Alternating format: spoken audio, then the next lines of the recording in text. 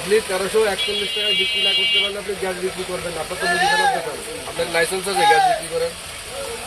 আছে রেজিস্ট্রি আছে? আমরা এরকম পেয়েছি যে মেয়াদ উত্তীর্ণ অনেক পণ্য রয়েছে, তারপরে অনেকে দ্রব্যমূল্যের যে নির্ধারিত চার্ট সেটি উপস্থাপন করেনি, অনেকে হালনাগাদ করেনি এবং অধিক মূল্যে পণ্য বিক্রয় করছে। এজন্যই মূলত আমাদের আজকের এই অভিযান।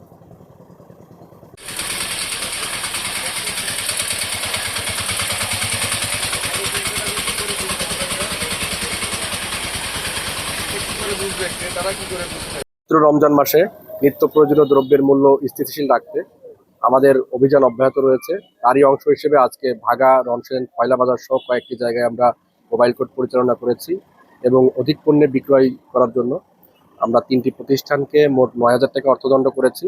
আমাদের এই ধরনের অভিযান অব্যাহত থাকবে। আপনারা যখনই কোনো অভিযোগ পাবেন আমাদেরকে জানাবেন, আমরা তৎক্ষণাৎ ব্যবস্থা নিব। ধন্যবাদ।